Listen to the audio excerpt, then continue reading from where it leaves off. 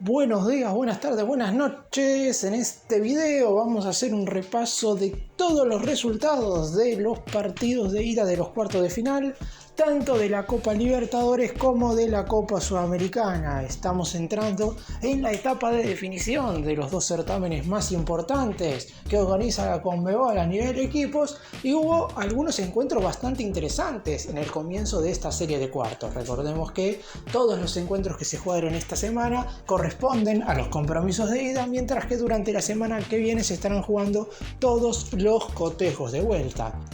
Hay series que están más parejas que otras, hay algunos equipos que ya parecen haber encaminado su lugar entre los 4 mejores de su respectiva competencia, y la realidad es que vamos entrando en una etapa final.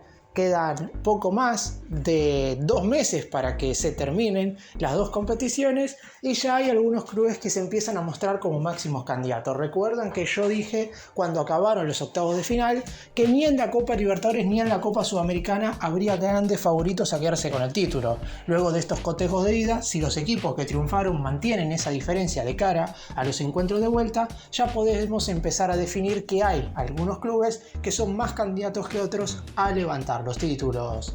Empecemos. Vamos a comenzar con los resultados de la Copa Libertadores, que prácticamente nos dejan en una situación muy parecida a la que estuvimos en 2022.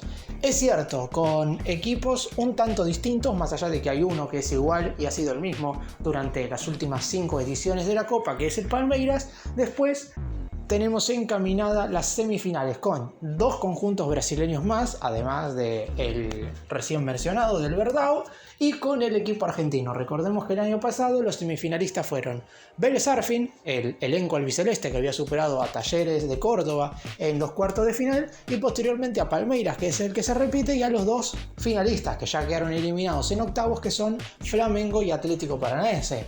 Este año tenemos a los 3 brasileños que se impusieron en el partido de ida y de no mediar grandes inconvenientes deberían superar su respectiva instancia por el lado del cotejo de vuelta. Y después, claro está, tenemos el duelo entre los 2 equipos argentinos. Vamos a empezar repasando cada uno de los encuentros que se jugaron durante esta semana. El día martes se abrió la serie de octavos de final en el estadio Hernando Siles de La Paz, cuando Bolívar, que venía a derrotar al subcampeón de la edición anterior, a Paranaense, recibía a Internacional de Porto Alegre, que había eliminado a River luego de una serie de penales verdaderamente histórica donde patearon los 22 jugadores de campo. En esta oportunidad, de la mano de su gran refuerzo en este mercado de pases Ener Valencia, los brasileños se impusieron por 1-0 en condición de visitante y parecerían tener un pie y medio en la siguiente instancia. Nos vamos al día miércoles, donde el otro equipo brasileño que ya prácticamente está clasificado es el Palmeiras, que luego de haber superado una llave durísima ante Atlético Mineiro, se enfrentaba a la gran revelación de certamen, Deportivo Pereira, que había dejado en el camino nada más y nada menos que a Independiente del Valle, el último ganador de la Copa y Recopa Sudamericana. El Verdão se impuso contundentemente con un 4-0 y ya en la primera etapa estaba arriba con 3 goles de diferencia. Rafael Veiga de penal, Marcos Rocha, Maike y Ronnie en la segunda parte marcarían los 4 tantos del equipo dirigido por Abel Ferreira, que va por su tercer Copa Libertadores en los últimos 4 años. Y ese mismo día miércoles también estuvo la gran contienda entre los 2 elencos argentinos, en un cotejo disputado en la Bombonera y muy pero muy parejo, con el local siendo levemente superior, sobre todo en el primer tiempo. Boca Juniors y Racing Club igualaron 0-0. La realidad es que es la única serie en la cual todavía no podemos vaticinar para un lado o para el otro quién va a meterse en las semifinales, pero en principio nos avecina un cotejo de vuelta verdaderamente espectacular. Mientras que ayer jueves se terminó la fase de ida de los cuartos de final con la victoria de Fluminense 2-0 sobre Olimpia. Los de Río de Janeiro pegaron justo sobre el final del primer tiempo con un gol de André y sobre el principio de la segunda parte con un tanto de Germán Cano. Los paraguayos, que venían de eliminar al vigente campeón, a Flamengo, tendrán que hacer exactamente lo mismo que hicieron en los octavos de final. Luego de haber caído en la ida en Río de Janeiro, ahora deberán buscar la clasificación dando vuelta al resultado en Paraguay. No la tendrá fácil Olimpia, porque ahora deberá ganar por un tanto más de lo que lo hizo en aquella oportunidad si es que quiere meterse directo entre los 4 mejores. Si gana por el mismo resultado con el que triunfó ante Flamengo, habrá definición por penales. Veremos en definitiva qué equipos la próxima semana logran meterse entre los 4 mejores de la Copa Libertadores. Nos metemos ahora con la Copa Sudamericana, donde hubo partidos verdaderamente muy interesantes y en principio ninguna serie tampoco está cerrada. Si bien hubo un triunfo de visitante bastante contundente ayer jueves, la realidad es que por ser dos conjuntos brasileños no se puede decir que la llave esté cerrada ni mucho menos, y en los otros 3 partidos claramente todavía las series están abiertas y se estarán definiendo la próxima semana.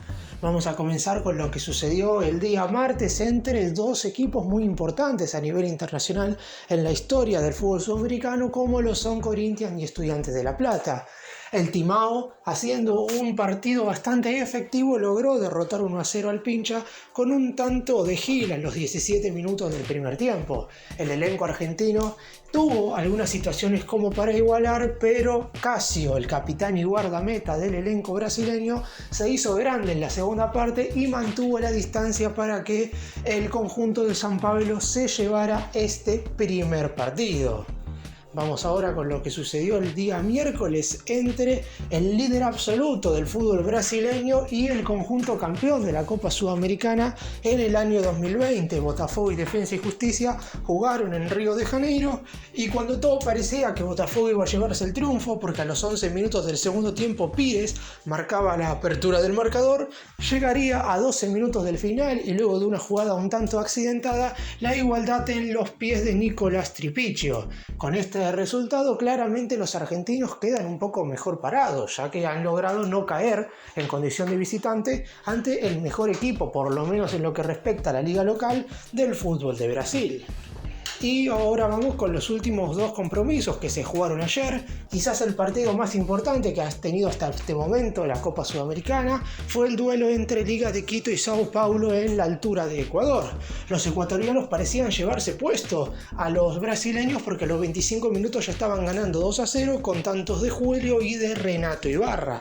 Y es más, tuvo oportunidades antes del descuento final del equipo dirigido por Dorival Jr. para meter el tercero. Sin embargo, la falta de efectividad provocó que hasta sobre el final del partido hubiera 2 goles de diferencia. Finalmente, uno de los grandes refuerzos que trajo Sao Paulo en este último mercado de pases, Lucas Moura, terminó convirtiendo el descuento a falta de 10 minutos para que termine el partido. Y en el último de los duelos, en el único en el cual se enfrentaban 2 equipos del mismo país, al término del primer tiempo parecía que la serie se la llevaba indiscutiblemente Fortaleza, que estaba ganando en condición de visitante 3-0 al América Mineiro con 2 goles de Guilherme y un tanto de Tomás Pochettino. Finalmente, mientras transcurría la segunda etapa, Gonzalo Mastriani marcaría el descuento para determinar el 3-1, lo que le da algo de esperanzas al elenco de Belo Horizonte de cara al cotejo de vuelta. Hay que tener en cuenta que si bien es cierto que la diferencia es la única por 2 tantos que hay en estas idas de cuartos de final, la realidad es que al ser 2 equipos del mismo país todo se empareja. Y teniendo en cuenta lo que hizo América de Mineiro en la ronda anterior, en los octavos de final, cuando igualó sobre la hora la serie ante Bragantino y después terminó pasando por penales, no hay que descartar absolutamente nada. Vamos ahora a repasar cómo se encuentran los cuadros de las 2 competencias, porque recordemos que cuando se hizo el sorteo de los octavos de final, tanto de la Copa Libertadores como de la Copa Sudamericana, el 5 de julio pasado, no solamente quedaron definidos los cotejos que se iban a disputar en esa instancia, sino que ya quedó totalmente confirmado el bracket y el camino que tendrán que seguir cada uno de los equipos si es que quieren alcanzar la gran final del torneo.